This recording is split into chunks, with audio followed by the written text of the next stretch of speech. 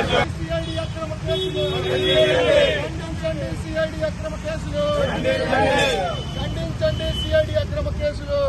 ఖండించండి. తెలుగు యువత నాయకులపై సిఐడి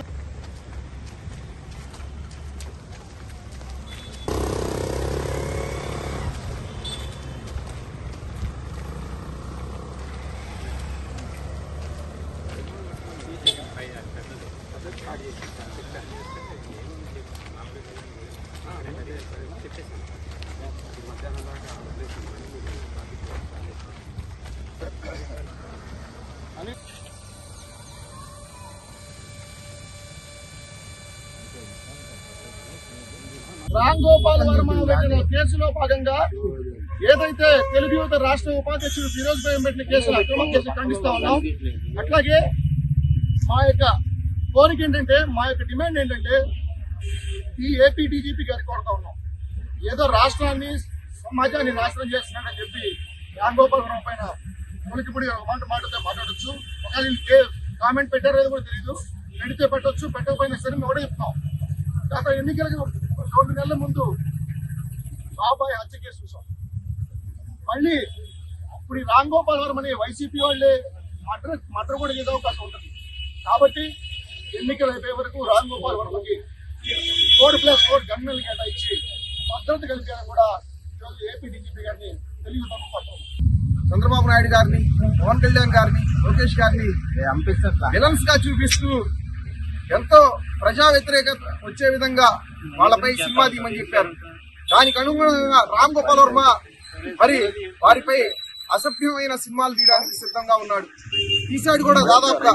మరి ఆ సినిమా రిలీజ్ కి సిద్ధంగా ఉన్నప్పుడు మరి తెలుగుదేశం పార్టీ తరఫున నారా లోకేష్ గారు కోర్టు కూడా వెళ్ళడం జరిగింది.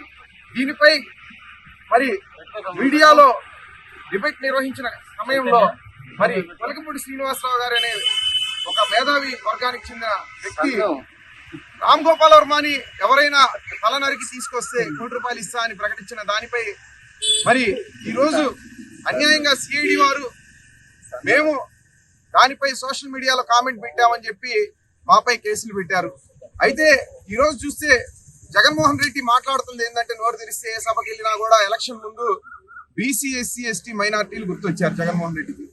వెలగపూడి శ్రీనివాస్ గారు ఎస్సీ సామాజిక వర్గానికి చెందిన వ్యక్తి. అలానే శివకేశవ్ అనే వ్యక్తి బీసీ సామాజిక వర్గానికి చెందిన వ్యక్తి. అలానే నేను మైనార్టీ సామాజిక వర్గం నుంచి నేనున్నాను. అంటే బీసీ, ఎస్సీ, ఎస్టీ మైనార్టీలపై కపట ప్రేమ, ఓన్లీ ఎన్నికల ప్రేమ మాత్రమే.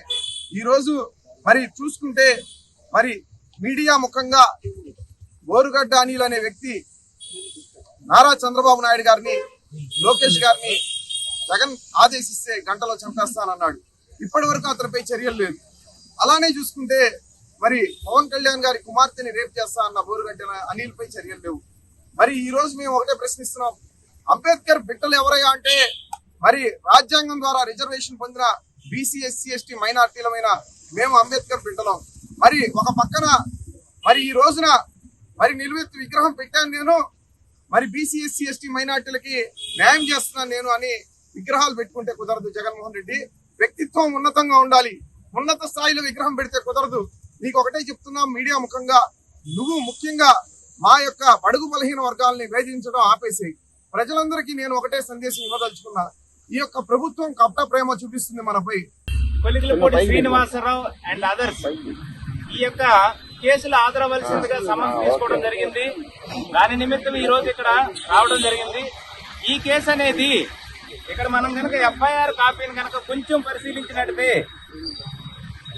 ఈ సినిమా దర్శకత్వం వర్మ తిరుమతి Ram Gopal Varma Panjagutta colony, Hyderabad, where he has been residing at Hyderabad and the incident was occurred at Hyderabad.